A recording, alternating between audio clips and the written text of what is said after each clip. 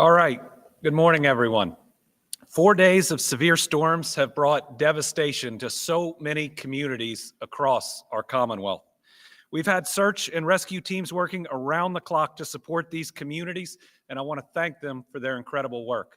What we have seen is rescue after rescue after rescue that have turned what could be a very deadly event into one where sadly we've lost 2 individuals, but again, it could have been so much worse. So to all the rescue teams from here in the Commonwealth or from other states that have come to aid us, thank you for helping our people. Thanks for answering the call once again. First, we do have more tough news that was shared on Saturday when we learned we'd lost a second Kentuckian. A woman in Nelson County died due to floodwaters. That follows the tragic death of a child here in Frankfort, also due to floodwaters. And today we can report that we have a missing person in McCracken County that there is an ongoing search for that we're very worried about. So we ask for everybody's prayers in that search. Remember, these are all children of God missed by their families and their friends. Please join Brittany and I in praying for these families. And before I proceed to any other part of the update, I just want to stress that we do not want to lose another individual. And whether or not we do is going to mainly depend on the decisions that people make here until the event is over. Remember, this event is not over until the waters have receded, until the areas that have flooded are fully dry, until we don't have saturated ground that could create mudslides over roads and bridges. And so I'm asking everybody, just be careful. We're now just looking probably at a period of days, maybe the rest of this week. But remember, if those waters are receding, it is still dangerous to drive your car through them. In February storms, when we lost 24 Kentuckians, many of those could have been avoided. So to everybody out there, remember, being there tomorrow, being there next week with your family is a lot more important than trying to get to where you're going. Do not drive through water. Do not move barricades, because remember, if you do that, you're not just making a bad decision for yourself. You could cause the harm or even death to that next person that comes along. So we're pleading, and you're going to hear from everybody else who's up here. Don't drive through water. If you're told to evacuate, evacuate. We're not looking, again, at weeks here. We're just looking at days, and we want everybody to be safe. Remember, several rivers and creeks remain at or above the flood stage, and roadways remain underwater in several areas. Remember, floodwaters can hide sharp, dangerous hazards. They can be contaminated with oil, gasoline, or sewage. The cleanup can be just as dangerous as the flood, so remember to make sure that you are careful in cleaning up and make sure you have the right gear for that work. Latest weather, although we've seen the last of the major storms, the National Weather Service has told us that tonight is going to be problematic. This is going to be a dangerous night where temperatures fall, where it gets potentially below freezing. So if you're somewhere that's very wet, if you're trying to ride this out in a home that's had water, tonight could raise concerns of hypothermia. So again, find a safe place to go. We have plenty of shelters. You can call a family member or a friend. If it's going to get down to the 20s, we need you to be dry and warm tonight so that you can work on digging out and mucking out tomorrow. One good update to share, and you'll hear it especially from the mayor and the county judge of Frankfort and Franklin County, as it looks like the water level is not going to get as high here in Frankfort as previously thought. Right now, it looks like the levees are holding, and it looks like the water is receding faster than originally thought. Now remember, the cresting is going to take longer as we go down river, but that's at least some good news. That doesn't mean that Frankfort and Franklin County are out of the woods. In fact, we need to make sure we continue to conserve water, especially today, to try to give the plant board time to get their pumps up and running so that hopefully we can have safe, reliable water coming through Frankfort. So remember, if you got teenagers, try to limit it only to one shower. Or if your teenager's in the no shower phase, this is their time. They will be the heroes. but we really do need that conservation, especially through today. And either the mayor or the judge will talk about different points. You'll be able to come and get bottled water in Frankfort and Franklin County, and we'll be working with other communities that request and that need that. Updates as of now, we've got 1,788 connections without power across the Commonwealth. Really haven't lost power in huge ways during this event. It's kind of how the event unfolded, but also our utilities are doing a really good job. Folks without water across the Commonwealth, the information may be a little dated, but only 1,131 without water at all. But remember, especially in Franklin County, about 100,000 people pulling off this water system. Whether or not that holds is going to depend on conservation today. 2,847 under boiled water advisory. We got 5 parts of systems not operational, 15 under limited operations. Really, our water utilities have done a really good job throughout all this. They're working really hard to get everything up and running as fast as possible. Like we said earlier, 2 fatalities, though that's too many. But let's be really careful in the coming days. That also would have been much higher, but for swift water teams being utilized all across the state. You may remember the addition of USAR teams has been brought to this EOC. It has helped significantly. I got to see it in the flooding in February, and we've only gotten better since then. And our goal in this emergency operations center is to get better every single time. Better in the emergency response, better in the temporary sheltering, better in the medium housing, better in the rebuilding, just better all around. Because if we can be there for our people in their time of need, and we can bring it every single time and do something a little bit more and a little bit more, then we'll stabilize our families that much faster. As we look at sheltering, we got about 52 shelters that are currently open. We have 45 households sheltering in state parks, 10 in hotels, 79 in temporary housing units. United Way has come through big for us. They have 27 households in non-congregate sheltering. That's got 18 individuals in 15 counties. They're bringing a new way to approach some of this with Airbnb and others, and that's a great addition. American Red Cross, always here with us in the EOC, and grateful for their work. They got 15 shelters right now with 139 individuals in 12 counties. There's a call center if you need help, 502-607-6665. Kentucky National Guard, I just got a newest update, but from these numbers here, 354 soldiers and airmen are mobilized to conduct missions with our emergency management partners. They are around the state. They're doing everything from rescues with water rescues, as well as the high axle vehicles where if people are stranded, they can go in to get them. I think there's a new mission that was launched just about 10 or 15 minutes ago. Grateful for their service, and they are spread out throughout the state. One of the incredible parts of our Guard is that we have Guardsmen and women all over Kentucky ready to answer the call in their communities. Remember, these are our neighbors that answer the call, that take off the uniform of whatever their regular profession is. They put on that Guard uniform, and they come out and help and protect us. Remember, whether it's Guard, transportation crew, or otherwise, when you're passing them, give them a wide berth. Those are Kentuckians. They're putting their lives in danger. Make sure that you look out for their safety like they're looking out for ours. Kentucky State Police has been really busy. Our telecommunicators have answered 15,770 calls. Troopers continue to assist local law enforcement and first responders. If you need assistance about being evacuated, if you are in an emergency situation, please call 911. If it's not an emergency situation, you can call your local post or other numbers. To ensure safety and security in the areas where Kentuckians have been evacuated, troopers are providing extra night patrols. And I know between KSP, the Guard, and so many others, we've even gone house to house in some of the areas that looked like they were going to be flooded. So these are, again, Kentuckians and those that have come in to help, knocking on individual doors, looking out for our families. KSP again confirmed that we have one report of a missing person in McCracken County who was last seen boating in flooded waters. To report a loved one, please contact the Kentucky State Police post in your area. Roads and bridges, we're going to hear from Secretary Gray in a minute, but about 538 state roadways are closed.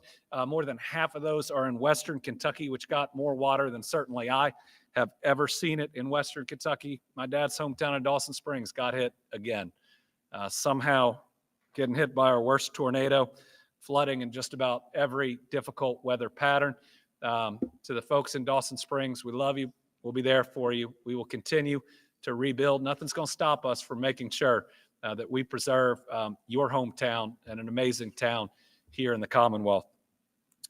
Major routes remain blocked by flooding. A couple pieces of good news. The Western Kentucky Parkway is no longer closed in Ohio County, and I-65 at mile marker 64, I think that's in LaRue County, is now back open. But once again, if there are barricades, it means it's not safe. If there is water over the roadway, it means it is not safe. The number one thing that you can do to help us get through the rest of this natural disaster is to turn around and to not go through that water. You can check goky.ky.gov to keep up with state highways. As we look at our state parks, I want to thank especially General Butler State Park. That's our main state park that is sheltering people right now. I think they sheltered people after some tornadoes about a year ago as well. To all the staff that's there, thank you for always being there for our people in their time of need.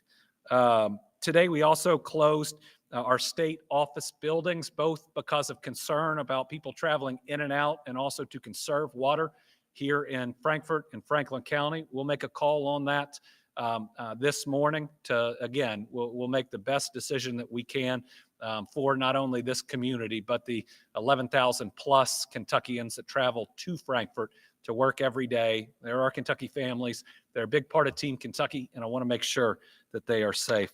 So once again, thank you to everybody who is out there and to those that are looking for a way to help. The Team Kentucky Storm Relief Fund is open. That's now a fund that we're going to use for ongoing emergencies and natural disasters. It's been helping in the flooding we saw in the east in February. So if you're out there looking at this county or others that have been hit harder than we've seen, I guess, since I was 1 year old, since 1978, you can give to the Team Kentucky Storm Relief Fund. Every dollar goes to help families, fully transparent, subject to every open record. This is the fund where we can maximize your donation to help people. And where we always start is paying for those funerals so that folks going through the worst of the worst know that we're with them, we'll grieve with them, and they don't have to wait for any type of reimbursement during such a hard time. I'm going to turn it over to the mayor, who's going to turn it over to the county judge. We'll then turn it over to Director Gibson. Then we'll hear from Secretary Gray, and we'll come back and take questions. Mayor. Thank you, Governor.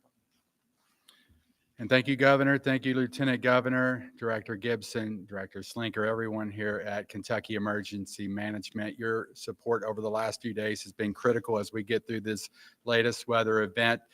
Overnight here in the city of Frankfort, the river did crest at just shy of the record set in 1978. And while not a record, this is still a dangerous flood, and we're continuing to monitor the situation. We didn't have any major incidents overnight. We evacuated, or not a mandatory evacuation, but we strongly encouraged those who were going to be in the affected areas to consider evacuating if they could take advantage of another opportunity to get to higher ground to do so. We have 3 shelters that are open now.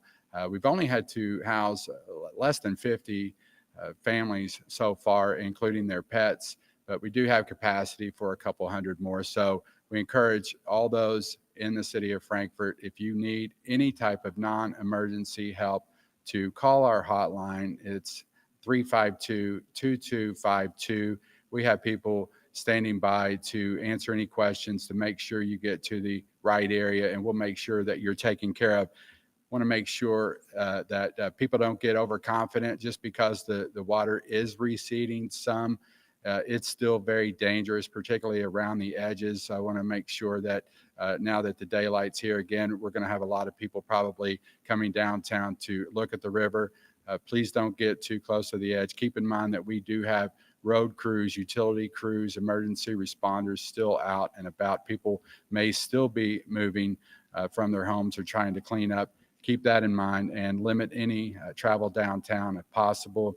A lot of businesses are closed, governments are closed. There should be really no reason to go downtown right now.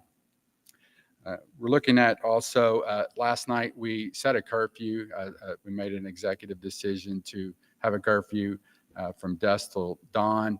We're going to do so again tonight in the interest of public safety, protecting private property, and also just allowing our crews to operate efficiently. And I know that's going to be an inconvenience for some of you in Frankfort. I understand that, and we do appreciate your patience, your understanding during this event, but we're going to get through this in a matter of days.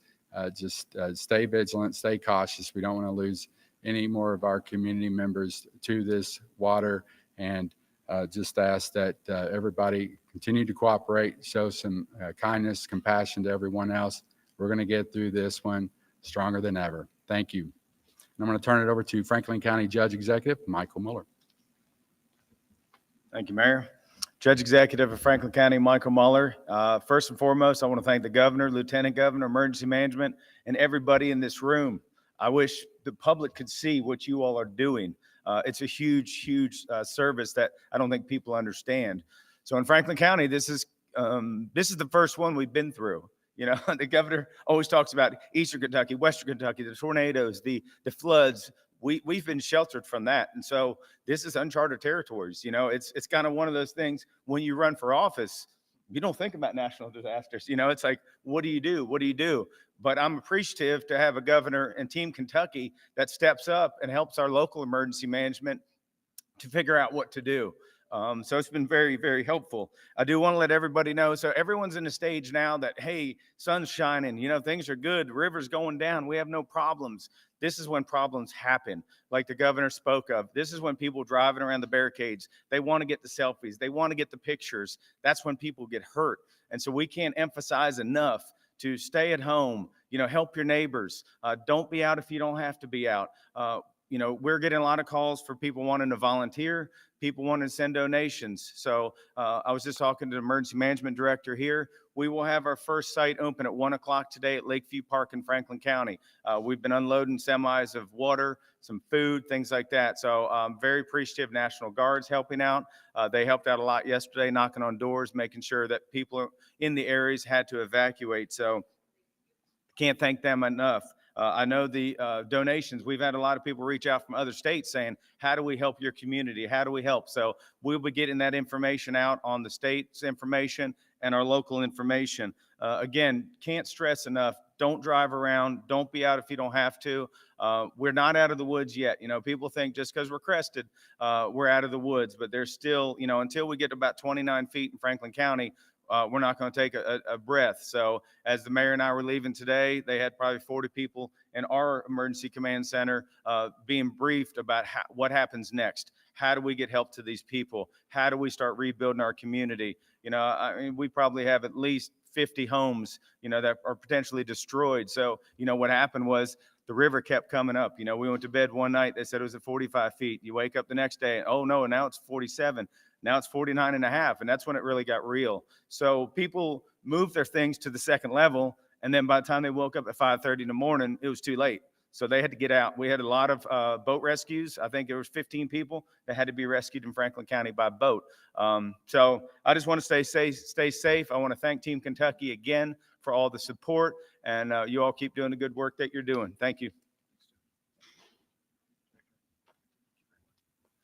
Well, good morning, everyone. And we join you again from the Emergency Operations Center. Seems a little bit way too often for these events to keep occurring, but here we are again in the same situation as we see the widespread damage from across the state.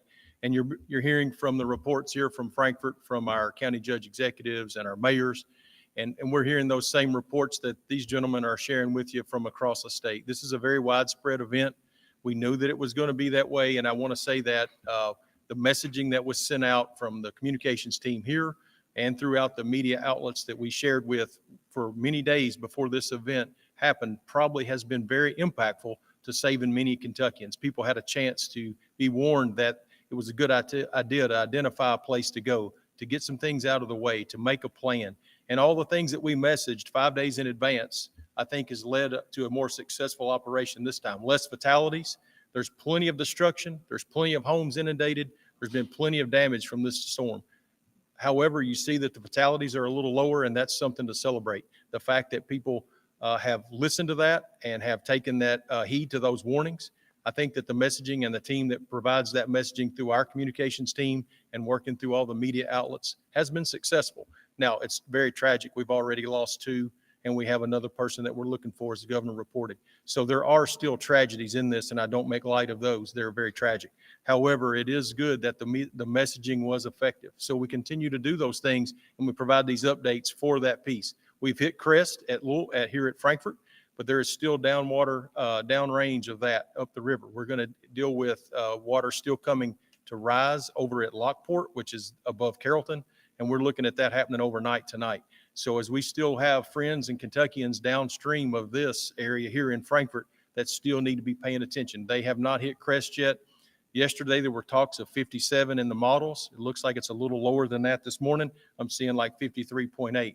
Those river models change as the flow and the gauges give us new information. We're always trying to keep up with the most accurate information, and those are public-facing websites if anyone wants to see any of that. What I would tell you is we're very busy at the EOC, as you would expect us to be, helping your local heroes. You have a communities full of people that are working very hard on your behalf, and our job here is to support them, and we report on that all the time. All of your local officials are in direct connection with my emergency manager, area managers, and along with this EOC. So that's the way we want it to work, and we try to get better and better each time we go through one of these tragic events. And I think that while there'll never be good enough, we're always going to try to be better. We're quicker at getting those water resources out to you when you need them, the commodities that you need to sustain your communities. Our sheltering operations began very early on with the Red Cross and the Commonwealth Sheltering Program that we run out of emergency operations. But we've got our FEMA partners in very early. They're very helpful by getting those urban search and rescue teams in and around the state. We positioned them as widespread as we possibly could, putting teams where we thought those areas of concern would be, and we saw that to be very helpful. Getting an emergency declaration that quick is unprecedented. We were able to do that 2 times in a row to use those federal urban search and rescue teams in the Commonwealth, along with partners from other states. And when you look at who comes to help, it's the same people that we go help. And it's neighbors helping neighbors and states helping states. And so many of our local teams have moved around the state. Lexington sent teams out, Louisville sent teams out, Bowling Green. Everybody's been very helpful, and there's so many I couldn't begin to mention them all. I heard Russell County was over in Gary County. So being in this role, I cannot even begin to thank all the people across the Commonwealth that have come to the aid of other communities that are really suffering during this event. And I look through the notes that my staff write up, and I just read over them, and it's almost more than you can even mention in a short press conference as we try to share what's going on. But what I want you to know is the state has water and bottled water available for distribution to the counties that are without water. We have MREs, we have emergency food supplies. So we're not in a position where we can't help support that. The National Guard is quick to come to the rescue to provide that relief effort by those distribution centers in those local communities. So while this is a bad situation and many people have had lots of damages, I've heard reports of counties with 100 homes here, 50 homes there, 200 homes over here. And that work has to be done to put that back together again. We see that work is there. We truly know that the work that you all have done as local leaders in your communities, as media representatives spreading this message, we're all on the same team. We're trying to save people's lives. We're trying to sustain that operation in those communities where people are not so impacted that they can't survive. And I think we've done a decent job of that. While there is still room for improvement, this team is exceptional. And I can't say enough about the 100 or so people that are surrounding us right now. We're partnered up with people from Red Cross. We have KU officials. We have FEMA officials. We have all kinds of people here from many agencies across state government that have all come together to one place to serve the Commonwealth of Kentucky and support the local officials where you need us to be at. And I can't say enough about that, and it's time to say thank you. So very much. Thank you very much. Jim Gray, Transportation Secretary. I'm going to shrink wrap my comments because the governor needs to get to these questions quickly. But let me first give a shout out to our Transportation Cabinet employees who are still on duty, of course. Let me put this in a little bit of context. There are, as of 8 o'clock this morning, the governor mentioned it, there are 538 roads, state roads, still underwater or closed. That compares to just a little over a month ago in February in that event, where our peak was 350 roads closed. So at our peak in this event, more than 550, so more than 200 more. That gives the context for where we are. So we're still not out of the woods yet. The message, turn around, don't drown. We've had reports of, modest reports, just a few, but of some folks actually moving barricades. Don't do that. Don't do that at all. Those barricades are there for a reason. For road closures, go to, if you're trying to find out what roads are closed, go to goky.ky.gov. You can find it there. Governor mentioned some good news in those 538 closures include, though, that our interstates, Western Kentucky Parkway, that was closed, is reopened in Ohio, and I-65 in LaRue County reopened. Now, we do still have a number of our major roads that are closed. Let me make another point, and then I'll turn it back over to the governor. Our licensing offices, along with state offices today, are closed. Our in-person offices, they will be, your appointments will be rescheduled. And so please take advantage of that. And please take advantage of going online for renewals. Governor? And just to end that point, if you go online for renewals, if you'll go see an optometrist to get your eyes checked, then you can skip all those lines that we right now have at our DMVs. I want to finally give a big thank you, which I should have done, to President Donald Trump, as well as Secretary Noem, for getting this disaster declaration through so quickly. Those that follow me know I've had a number of differences of opinion on policies with this president, but in response to our natural disasters, he has been there every time. He's given us everything we need. His administration's been very responsive, and for that, I'm grateful. If you're going to criticize on some things, you got to give credit where credit is due. I also want to thank FEMA for being here. The way that they have operated after the February floods in Eastern Kentucky is some of the best that I've ever seen, both in the emergency response and in the individual assistance.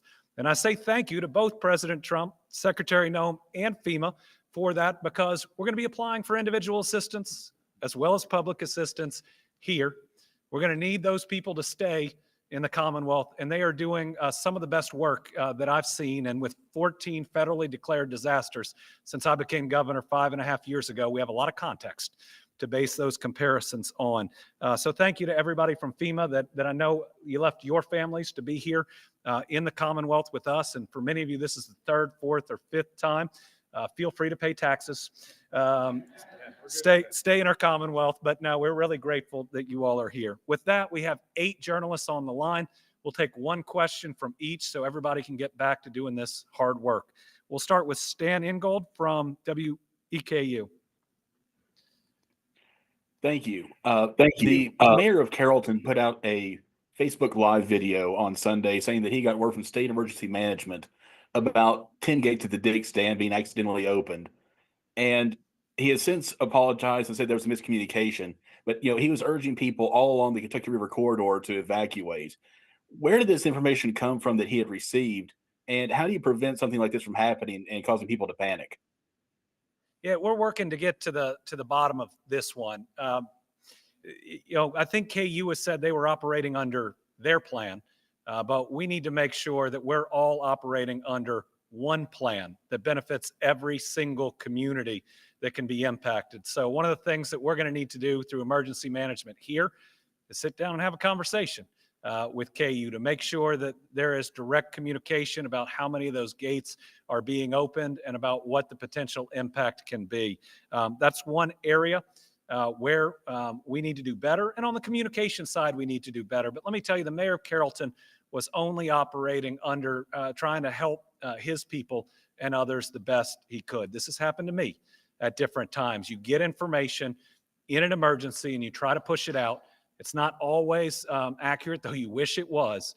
But if you're always erring on the side of protecting people, which I think he most certainly was, that's the way we always want to err. But we always learn at least one area that we need to take that next step and that next step. And so with that dam and those locks, especially ones that aren't directly under federal or state supervision, we're going to need a more direct relationship in the future.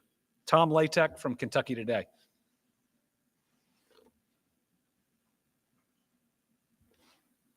Thank you, Governor, and good morning. There has been talk about refurbishing the upper locks on the Kentucky River, which may serve to mitigate any future flooding in Frankfort and downstream. Would you be interested in having the General Assembly provide funding to take care of the rest of the locks, since only 1 through 4 work? Well, I'm certainly interested in learning more. I mean, since I've been governor, we've been hit 14 times by a weather system so bad they became a federally declared disaster. And I wish I could tell people that we're going to get a break, but it doesn't look like we are. It looks like at least our near-term future is we've got to build our infrastructure stronger and stronger and stronger. So when things like this happen, it doesn't threaten the city of Frankfort or the other cities that have been hit. And so whether that's improved locks, whether that's looking at the flood walls that we have, we just know we've got to do more. That's why in this General Assembly, I came with a plan on how we could have that intermediate housing up and running faster. It was pretty small. It was just about $5 million, and we could have had about 10 sites around the Commonwealth ready for us to bring the travel trailers immediately in, because there are areas like Frankfort that don't have a state park close. As we've looked at the sheltering, the General Assembly decided not to do that. I certainly hope in the next session that they will see the need to always do a little better and to be better prepared, because in every session, Tom, we ought to be looking at what's the next step, given that every time the national news says, hey, there's a major weather system hitting the United States, it's always over Kentucky right now. Two other thank yous that I forgot. The National Weather Service is a critical service to the entire United States. They're the reason we were able to prepare for this. They were who gave us the modeling about what could have happened here in Frankfort. They're the reason that we were sandbagging the different areas that were done. I mean, they saved countless numbers of lives, and I couldn't disagree with the cuts there more. I mean, we need all of these people. They saved so many lives. And then to the meteorologists with every organization, with every news agency, with every station across the state, you do an incredible job. You're so important. Keep it up. I know you stay up through the night giving people information, but as I was sitting in the basement with my kids, what was it, Wednesday night, when all those tornadoes and storms were going through, you were who I was listening to, so keep up the good work. All right, Karen Czar, WUKY. Thank you, Governor. Governor, do we have a total count of the amount of swift water rescues that have been done since this event began, and what states are assisting with those? Thank you. For states, I'll turn it over to Director Gibson. It's a number, and I'm not sure we have the total yet because there are so many across the entire state.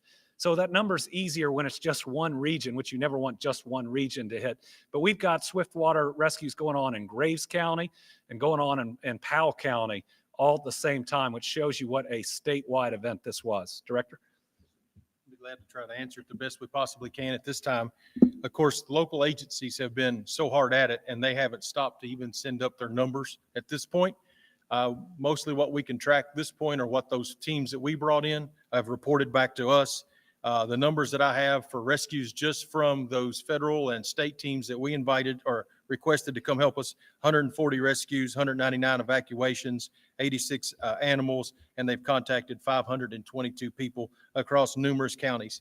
So that's just a brief number, but that won't touch what's been done by your local fire departments, your local rescue squads, and those individuals there that have been in your communities helping.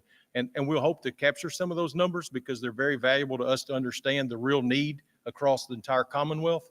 but it takes some time to get those numbers in. And I definitely don't want them to stop operations to do some reporting numbers to us. So as they get back to their stations and they start to do their after action reviews, we would love to hear how many rescues or evacuations they participated in, as just a measure of how we can talk about how Kentucky can better prepare for that next event. So absolutely, thank you for the states helping us. and the other states that are helping us. Absolutely. Right. What the Oh, different states? Oh, that I are- apologize. Yes, we had Vermont come in. We've had Georgia come in. We've had North Carolina come in. We have a Virginia task force in, and we've had a, who am I forgetting? There's one. And Maryland's team come in. I apologize if I missed anyone. And then, of course, we moved teams under the USAR task force. We moved teams from Lexington and Louisville down in to help. And then we also know that the Taylor County team down from Campbellsville moved around their general area, helping during the initial rain that come in on Wednesday night, and they were very helpful there as well. So many teams. All right, Isaiah Kim Martinez. Hi, Governor. Can you say in Frankfort how many people have been evacuated as a result of this, and when can they return home? Let me turn it over to our Franklin County and Frankfort officials. I don't know if we have an exact number currently. You know, I think I've heard that 100 number throw around. We are working on that right now. There's a lot of areas where people were advised to evacuate just to be precautious, and they're wanting to get back ASAP. So like the mayor stated earlier, you know, we have done an inspection of the levee wall. We're going to just kind of ease back into it and start identifying in the next couple hours what areas are safe to go back in. But for the vast majority of everybody, you know, that was very affected by the flooding, especially along the river and in certain neighborhoods. You know, it could be Thursday. So we're still being very cautious, so we don't have any fatalities or anyone else get hurt. Thank you. Following up on that, the capital city being a river city, a lot of the people that live in these affected areas, they understand the impact that the water level rise will have on their homes or their business. So many people self-evacuated without the city's encouragement. So we don't have a number on that. So, but we did, right now we are currently sheltering fewer than 50 people. We have capacity for more. And as far as going back into their homes, I'm sure there are people out there who look at their streets and maybe they don't see water. Their homes they're not underwater right now. They want to get back, but just know that we are testing the water, the flood wall to make sure that there are no impacts there that we need to be concerned about. And once we fully understand that, we'll make it clear to everyone and we'll get it out there on social media. We'll do some videos. We'll make sure you know when it's safe to get back into your homes.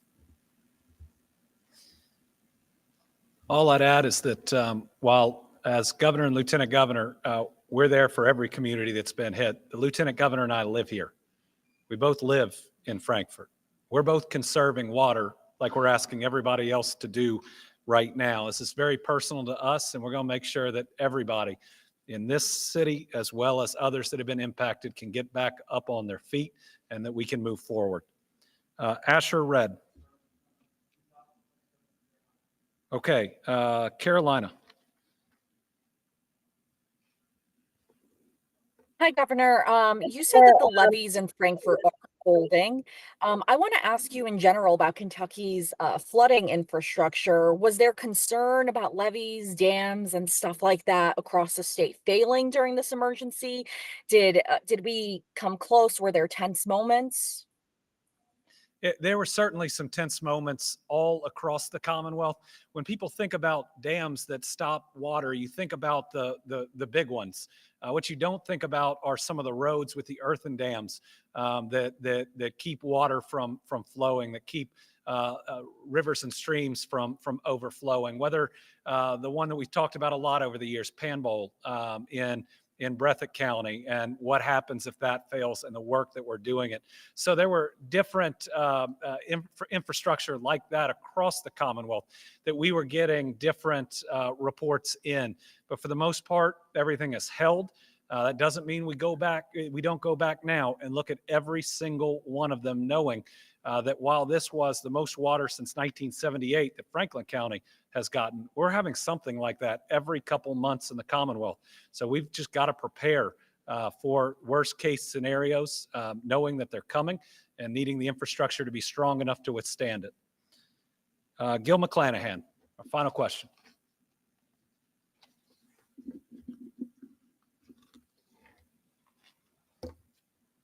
Okay, we'll catch up with Can you hear me? Gil at a. Wait, Nope, I can hear you. Yes. All right, all right. You had said earlier that there were 538 roadways closed that were either under water or they were closed. Would you take me through the process of how do you get the money to the counties to fix these areas, and about how long does that usually take? Yeah, so that 500 plus number of closed roads are just state roads. So then think about county and city roads across the Commonwealth and how much those add up. So there is a huge amount of work to be done. How long it takes to get them open depends on what the issue is. If it is a rock or a mudslide caused by the saturation, it's getting the heavy equipment out there, getting it cleared off, but then making sure it's stable, because you don't want cars traveling if we think that that's going to happen imminently again. If it's water, we got to wait.